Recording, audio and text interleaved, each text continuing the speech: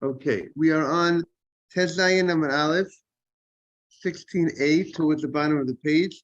In the art scroll, we are on Tezayin Amar Aleph, 16a5. So the Gemara says, Maskeflo, the last line of the page, Maskeflo Tezayin Amar Aleph. What did you say? Yes, really in art school, it's 16a6. Now we're up to 6. We just finished 5. Maskefla Rav Zera. Rav Zera asked the following question. Pe'ika mashkono shager. So if you recall, what's the Gemara talking about? The Gemara, Rav Yochanan went on record, and he said there are two cases in the Torah that the Torah gives a fix. The Torah tells you what you need to do to fix the violation. And if you don't, and if you do something to remove the fix, you will mevatel b'yadayim the fix, then you are subject to lashes. There's only two cases in the Torah. Rabbi Yochanan says that when the Torah gives a fix, that it's possible for you to get lashes. There are two cases in the Torah that it's possible for you to remove the fix in a way that will give you lashes. What are those? Morning, Charles. What are those two cases? So the Gemara says the case of the ones, the man who raped a woman, and then he married the woman, and then he violated the prohibition because he divorced the woman, and then he made a vow, and he said, Adat Rabim, that I'm not going to benefit from the woman, and therefore, as a result of that, he cannot remarry her, and because he can't marry her, so therefore he has nullified the fix, and therefore as a result of that, he will get lashes, right? Say that again. Right. If a neder that was made on the dat rabim, the Gemara says, when the public agreed to this neder, that the public agreed to this vow that he said regarding making her forget the being forbidden in benefits from each other. And once if the Rabbim agreed to that, Rashi gives explanation why did the Rabbim agree to it. Maybe he found there's something bad that she did, certain type of avon that she did. And that's how Rashi explains. And based on that, the Rabbim were agreed to this type of vow that she made, that they should be forbidden to each other, benefits should be forbidden to each other. And as a result of that type of neder that was done with the consent, with the input, with the consent of the Rabbim, cannot be undone. The Gemara said, if you make a vow in public, there's two opinions whether that type of vow could be undone. In front of 10 people or in front of 3 people, different opinions. But if a vow that was done with the consent, with the input of the Rabbim, input of the community of those 10 people, 3 people, that cannot be undone. So that's one case that he nullified the opportunity to fix up. And the second case the Gemara said was when he took a bird and he was supposed to send away the mother bird. He didn't send it, he took the mother bird. Now there are abundance if there's a fix, send it away. And instead of sending away, he slaughtered the bird. So therefore he has no way to send it away, no way to fix it up. Those are the two cases, but all other cases he's not subject to Makkos. When the Torah says don't do something, Torah gives us a fix, there's no lashes if he knocks out the fix. Why? Either because the fix is always available, there's no possibility that he can knock out the fix, or for some other reason, he's not going to get lashes. In any other case, it's called a lav. Any lav hanitik laseh, any violation that's followed by a positive commandment, there's no lashes, only these two cases. So Safti, is that clear? So now the Gemara says, what do you mean? I have another case. What's the case? The last line of the page. Maskefla Rav Zera. Ha'ika mashkano shel ger. A mashkin of a ger. A collateral, when you took, let's say that the ger, you lent money to a ger, to a convert, And the Torah says that when you, let's say you lend money to the person, and then let's say the guy owes you the money, you want to, and let's say he was due, and you want to go ahead and you want to go take a collateral that he hasn't paid me back, you're not allowed to go into the guy's house, and take something. You wait outside, and that's by anybody, correct. You wait outside, and then he goes ahead, and maybe we'll look into these halachas a little more in the near future. You go ahead, and he brings you out the collateral, the mashkon. If you want, we could take a look at the pasuk. Yeah.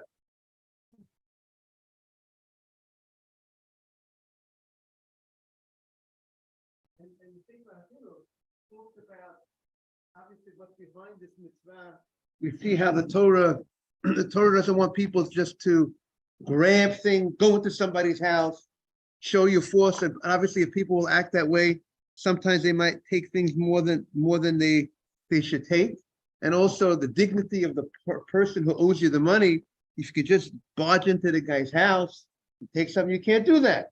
So what do? You got to go ahead and wait outside. And the person who owes you the money, he will go ahead and he'll bring out the thing. What Yehuda? The collateral. The pasuk says, you stand outside, and the man that owes you the money, he will bring you the collateral outside. And then the Torah talks about you have to return to him the collateral. For the pillow at night, you have to go ahead and bring back the pillow. Every night, you have to go ahead and bring back the pillow.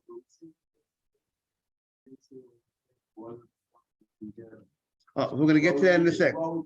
Yes, we're going to get to that in a second. Rabbeinu Bechaya says, Rabbeinu Bechaya says that that when it says he can't come to the house, it's not just referring to the lender can't come into the guy's house. The agent of the court who's coming to take some collateral because the loan was post due cannot go ahead and barge into the house. And this is midas rachmano, the Rabbeinu Bechaya says. This is a midah of mercy. That the Torah is concerned for the shame of the borrower. When a person will come into your house and start digging and taking things, and that's a very disgraceful, that's a very embarrassing thing. Guy comes into my house without my permission, as I owe him something, and he starts looking for things to take as collateral. Also, further, he said, it shouldn't come to fight, quarrels, and death, because a guy comes into my house against my will. Yeah, I owe him money, but I don't want to give him this thing, and I want to say, no, you can't take it. No, you could take it. I want it. And you can just see how it can escalate. That people, it can escalate to death. So therefore, the Torah does not want such a thing to happen. Okay, so that's the little bit the feel of the mitzvah, the great rachmanot of the Torah. We have many mitzvot about how you have to be sensitive to the borrower who owes you money. You can't. He doesn't have the money. You can't go over to him and ask him for the money when he doesn't have the money. There's certain laws. Good morning, Mr. Haber. So now the Gemara talks about the mashkin of the ger. So the story with the ger, yesterday we said that if you take a collateral if you violated this mitzvah, Torah says don't come into the house, right, Mr. Haber? He wasn't supposed to barge into the borrower's house to find and take a collateral. You have to wait outside. Let the guy bring you what he owes. Give you some collateral. But he violated that prohibition. He went into the house.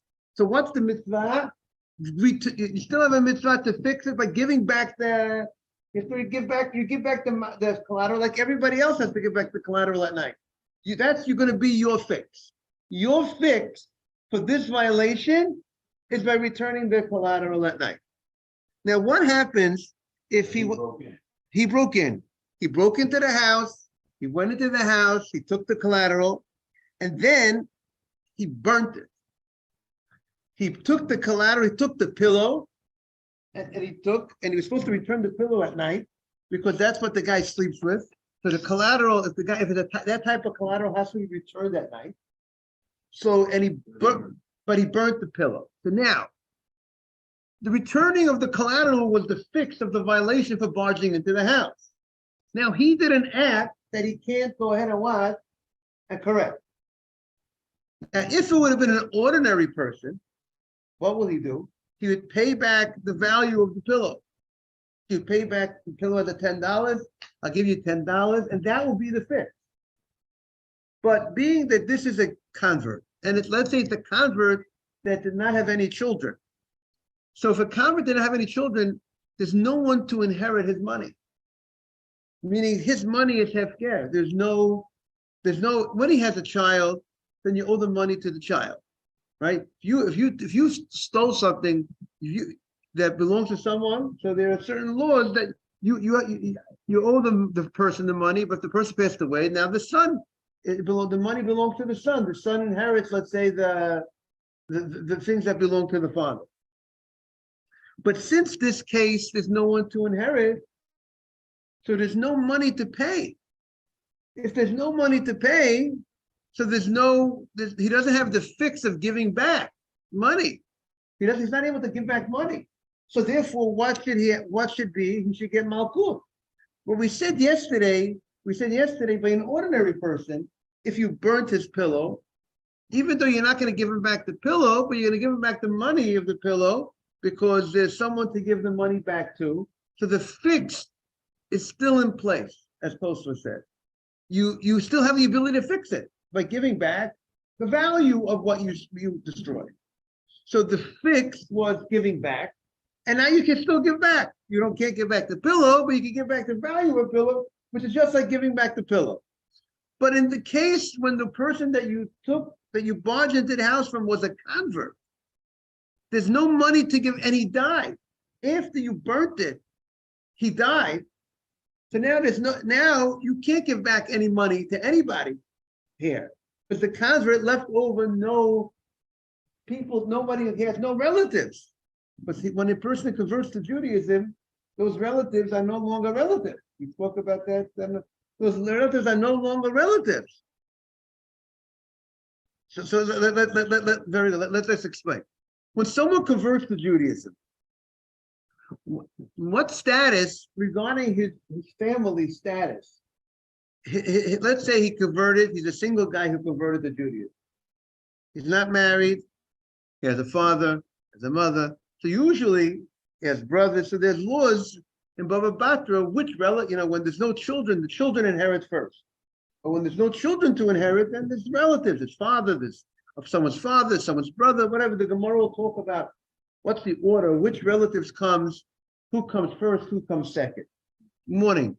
But every Jew has generally relatives that are available to inherit the estate. Morning. But someone who converts to Judaism, that person who converted to Judaism, he's now like a newly born person.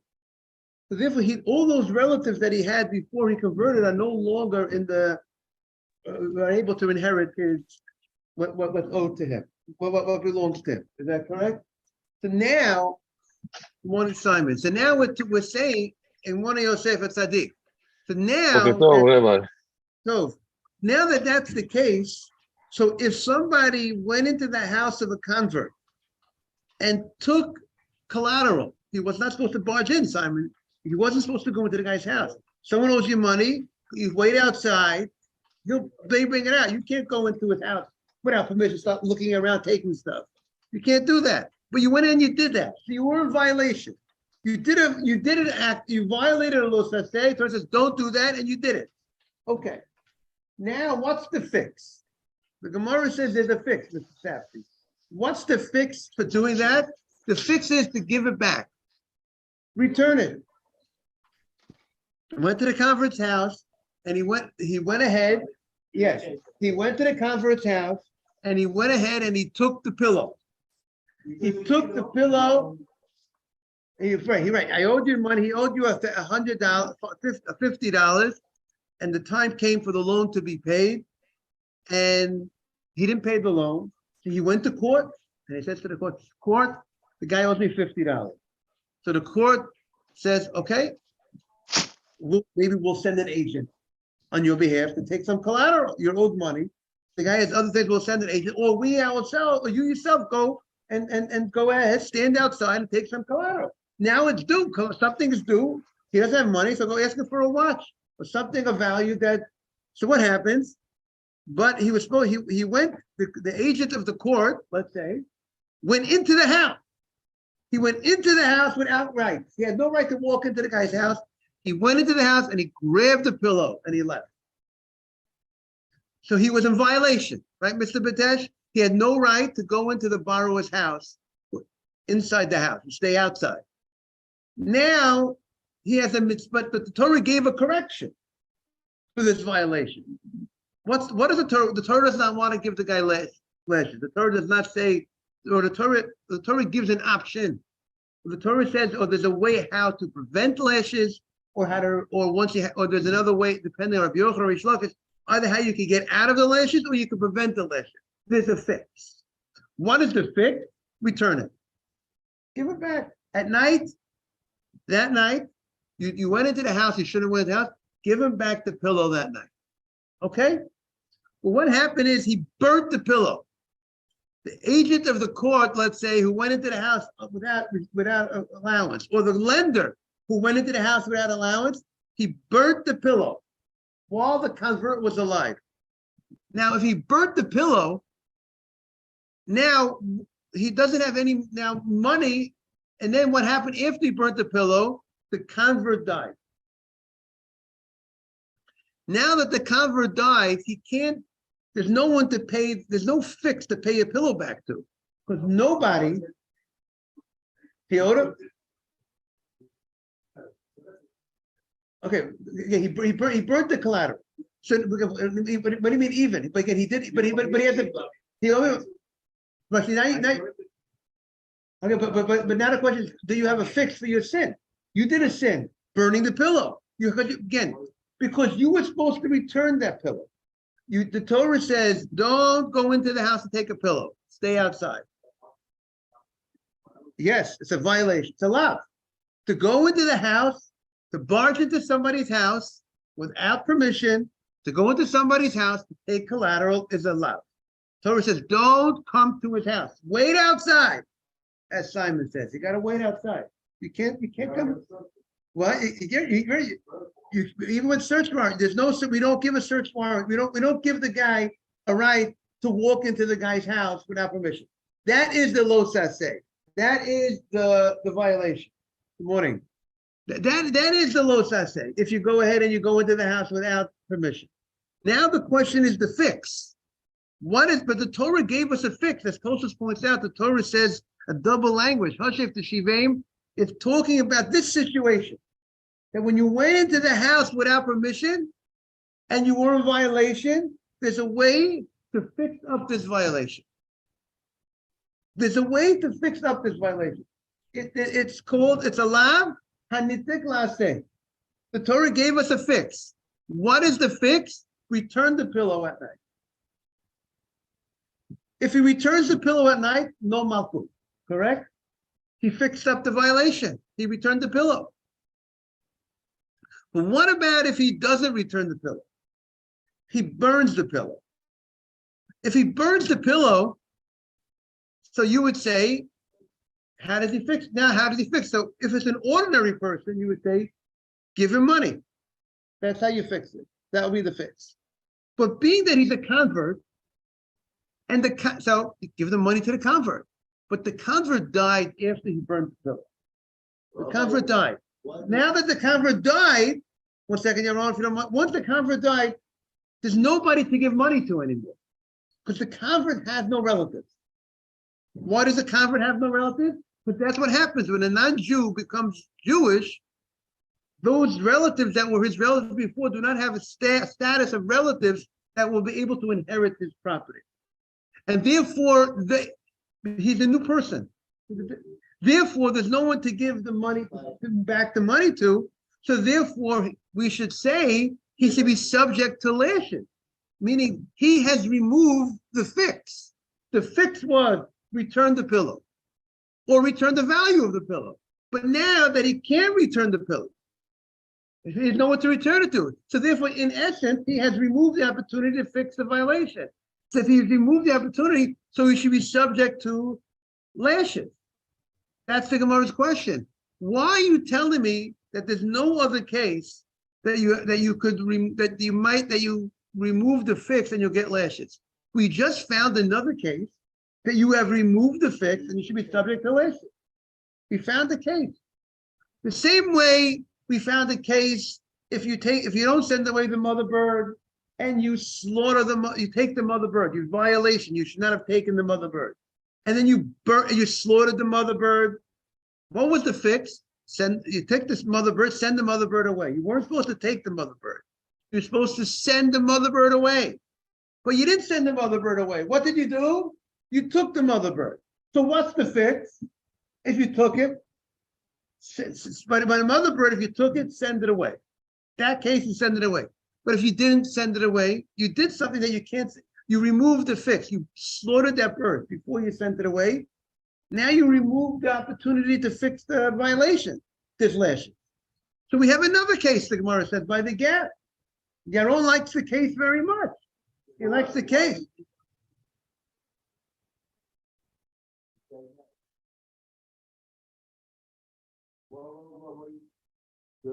Very good, very good. Because because remember, according to Rabbi Yochanan, to get lashes, you have to do an action to remove the opportunity to fix up the violation.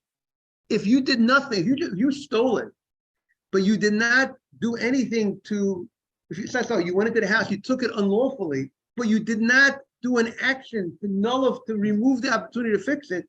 The convert just died. I didn't do anything. I was inactive. He died, and now I can't return it to him anymore. I will not be subject to lashes for being inactive and removing the opportunity to fix it. It's only if I do an action or I do something to knock out I have to do an action by making it there. He made a vow that they're forbidden to benefit from each other. Or the other case that we said, he slaughtered the bird. He slaughtered the bird that he was supposed to send away. So he removed the fix. So here also, he burnt the pillow while the convert was alive. And now the convert passed away, has nobody to pay the money to, so he has no way to fix up the violation. So we should say he should be subject to lashes. That's the Gemara's question. Now look at the Gemara's answer. That's the Gemara's question. Now, yes.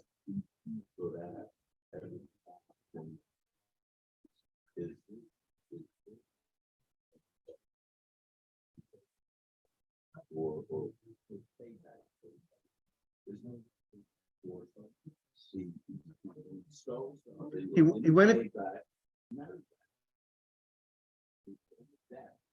Isn't that didn't they ever stop and say, yes, he did the wrong thing. Maybe we could substitute something for it, but they lacked it. Right. So remember, Mr. Haber, they have every time before they give lashes, we're going to see more about this. They have a person on hand to estimate what the person is able to handle. They estimate before they start the lashes process and during the process. The person is just like a doctor on call throughout the process. And if they don't kill him, he's not subject, right? But you're asking the very serious punishment, right? So Mr. Haber, let's give the case. The guy went ahead and he, instead of sending away the mother bird, he took the mother bird, right? And then he slaughtered the mother bird. He didn't fix the violation. We're going to give him lashes. So now you can say, why should he get lashes for doing such a thing? The answer is, remember, a guy eats an olive size of pork, an olive size. He gets lashes. Meaning everybody is warned. The guy is doing something, Mr. Haber, brazenly. There's witnesses. There's a warning to the person. We're not giving anybody lashes unless he was told beforehand. If you do this act, you're going to get lashes. He was warned who is in the right state of mind, and he just doesn't care. He doesn't care about what God has to say. He's not interested in the Torah law. The Torah says you can't do this, and he went ahead and, we're going to learn about a bug. If a person eats, according to Rashi, a live bug, a small little ant, he was warned, don't eat it. And he doesn't listen. He's going to get lashes. What did he do? How much did he do? He ate one little bug. The answer is, it's not so much that the act, as what he actually did, more that the brazenness that I'm not interested in listening to the Torah. I'm not interested in. So today it's this, tomorrow it's that. But even this itself is I am intentionally, the person is intentionally not listening with knowledge of knowing that he'll get lashes. But maybe that will explain why it's not that the guy didn't act without knowing. He knew what he was getting himself into. So he's deserving to get that punishment. How many people will go ahead when he's warned and they told with witnesses, if you do this, you get lashes, they'll actually do it? What sensible person will do that? Because that means we're talking about a time period when the courts, when the Beis Din had power, and they could give lashes, when they gave kenasot. We don't have that power today. We don't have that power to do that today. We don't give lashes today. No court will give lashes today. We don't have that power. Well, like in Bavel, they didn't have that power to give lashes. Okay. If they have the power, if they were allowed, they would do it. They can't do it. There might be other reasons why today, with the base of English, whatever, certain things, we have to see what the reason, but we're not able to go ahead and mete out lashes. The only thing we could do, the courts today could go ahead and decide on monetary things. But there's no penalties that are issued today by Jew, no penalties, let's say, there's no death, there's no lashes, none of that is done today. Okay. What did you say? I don't know. It's independent of human rights. It has to do with halachically. Jewish law does not allow them today to today. I also say, Simon, the country says that you have to, sometimes if you do things that are not safe, the country will give you a violation because things are not safe in the building, right? The Torah tells us you have to be safe. So a lot of times the Torah tells us how we have to, they inform us how we have to act. Okay, so the Gemara says, the last line of the page, Maskiv lo Rav Zera, Ha'ika mashkono shall get the mashkon, Mr. Safdie, have it? The collateral, you went into the house, without permission, you trespassed the guy's house, umeta, and you burnt the mashkon, you burnt the collateral, umeta ger, and the convert died. Now there's no one to pay it back to. So there's no one to pay it back to. So shouldn't we give the guy lashes for such a thing? There's no fix. He removed the fix because he burnt it. So now the Gemara answers. Now look at now we're turning the page. Mabruk, we turn the page. Tez Zayin on the base, 16b. Hatam Gavra Bartash Lumam. The Gemara says when you burnt the mashkon, when you burnt the collateral, at that moment, when you burnt that thing, you had an obligation to pay money to the convert at that moment, right? It belonged to the convert. You burnt it. There is a fix for the violation. What was the fix that the Torah gave? Pay him back. Pay him. So the Torah gave. So you did not remove the fix when you burnt the pillow. You didn't remove the fix. Why? Because you burnt the pillow when the convert was alive. So now the fix was at that moment, give back the money. And you're able to give, and there's a convert that's alive when you burnt it. If the convert would be dead when you burnt it, there's no, it's already, you already most probably were Koned. It belongs to you already because it doesn't belong to, he has no relative to acquire it. But you, after you took the collateral, you burnt it. At that moment, when you burnt it, You did not remove the fix because you could still have a fix. You were able to give back the money. Then the convert died. So when the convert dies, then the money obligation falls off. There's no money to give it to. But it's not that I removed the fix. When the messenger of the court burnt the pillow, he didn't remove the fix. The fix was still in place. Give money now back. But a day later, there's no one to give the money to. The money, I can't give the money back because he passed away. But I did not remove the fix. Now I can't fix it because there's no one to give the money to. Say it again.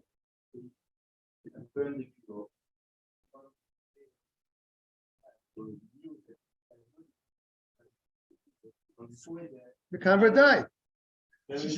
So look at the Gemara says Hatam Gavra Bar Tashlumahu, top of the page. We're at 16b.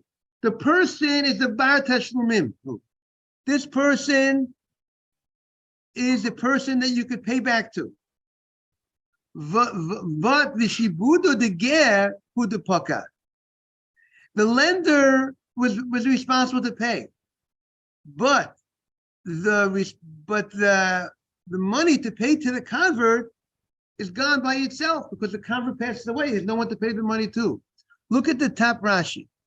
Top Rashi. Hatam gavra batashlumamu. You have the Rashi on the left side. The Rashi is kishes serfo. When you burnt it, there's a person to pay back the money. There's an opportunity to fix it. You were not obligated lashes by burning it. Because what were you supposed to do when you burnt it? Pay back the money. When a guy slaughtered the bird that he should not have taken, he was obligated lashes the moment he slaughtered the bird. Because he now removed the opportunity to fix it. But when you went ahead and you burnt the pillow, you did not remove the opportunity to fix it. Okay. Now the Gemara moves to a new case. So the Gemara says, I found another case, the Gemara said, by Isha Peya. Peya, the corner of the field. You leave the corner of the field for the poor person, right? We say, Elu Dvarim She'en Lem Shia Peya. One of the things had no specific amount, but usually people will leave a 60th of the field. A 60th of the field, usually 1/60 of a field would be left that's less than 2%. You know, for the Kohen, how much do you give to the Kohen? Usually you give there's Truma and Maaseh, to the Levi you give Maaseh, the Kohen you give the Truma, and the Levi gives Maaseh, Minamah, he gives 10% to the Kohen. You usually give 2%, the average person gives 2% to the Kohen. The guy who has a very good eye, a generous guy, gives 1/40, 2.5%. A guy who is a little stingy gives 1/60th truma. So here we're talking about Peya. Peya is you have to leave the corner of the field to the what? To the poor person. Peya de Rachamana Amar, the Torah says, Lo sechaleh pa'atzatcha. Don't cut and consume and cut the corner of the field. When you cut the whole, don't cut the whole field without leaving a corner. You're supposed to leave a corner, not cut, for the poor people. You keep the wheat in the field, right? You keep the wheat in the field so the poor person can come to the field and he'll do the cutting.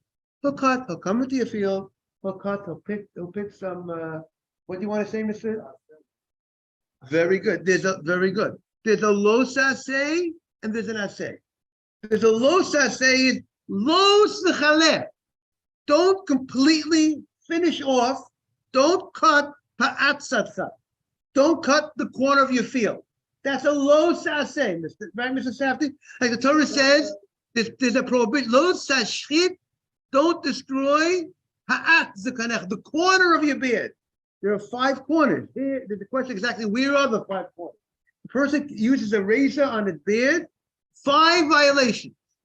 Very serious. Very serious. You have to also educate. You have to educate the people about the razor, right? You have to tell people, this, especially the Israelis, right? Everybody, not just the Israelis. You got to tell them.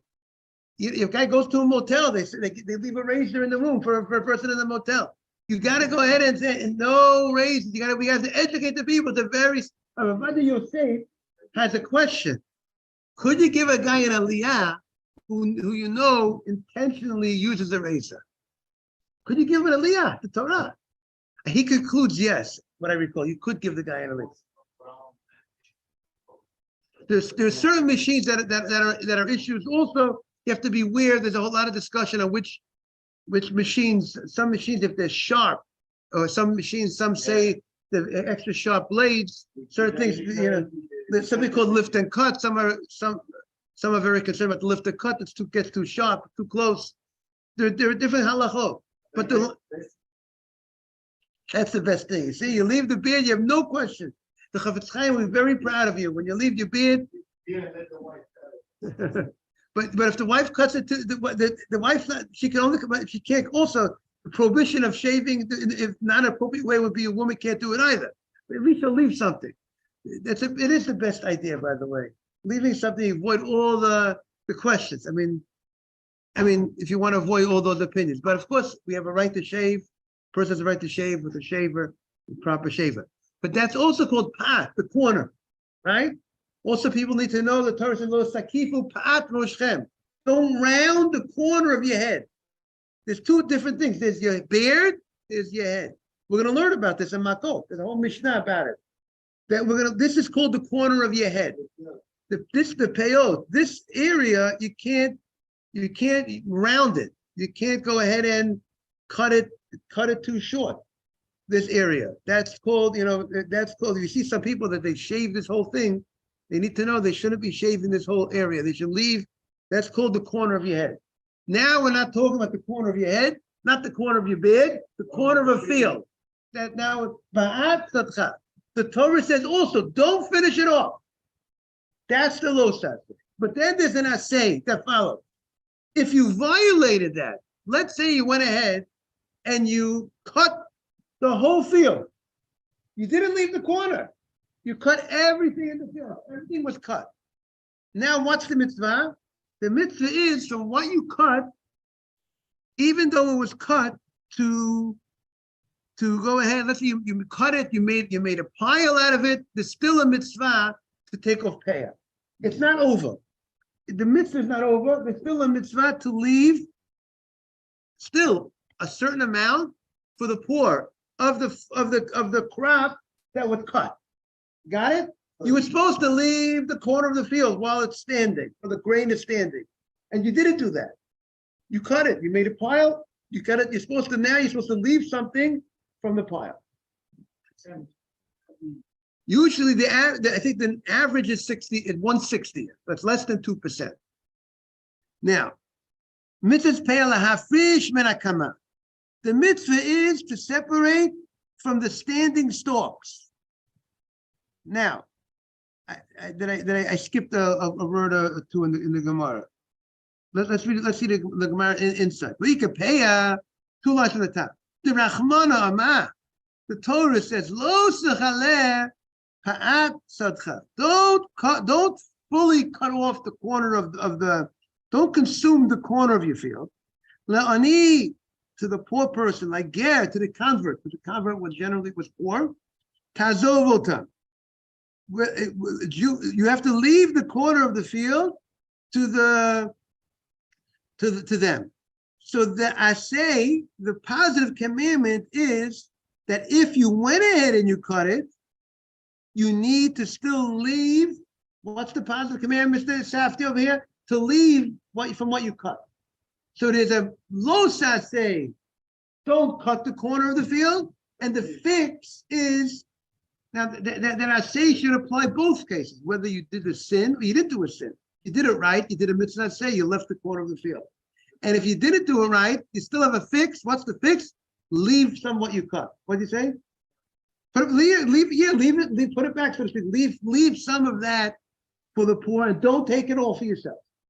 Leave some now for the poor. Exactly, like you said, put it back, leave it for the poor. Now, the mishkachet, this case should be a case of kimo velo kimo and bitlo velo bitlo. Well, and that's to be, stay tuned tomorrow. Let's see. Okay, everybody, fascinating Gemara. Have a great day, everybody. Thank you, everybody. Kia means you have to fix it on the spot, and if you don't fix it, then you get lashes. Bitla means that you remove the opportunity to fix it. Meaning one Madhyama says that you get lashes if immediately if you don't fix it right away, there's lashes. That's what shlokish. And bitlo means the only time you get lashes if bitlo, if you remove the opportunity to fix it, you have time. But here the one's going to say, but if you cut the grain and you grounded the grain, now there's no way to fix. That's the one thing that you can't fix. There's no mitzvah anymore. That's what they want to talk about tomorrow.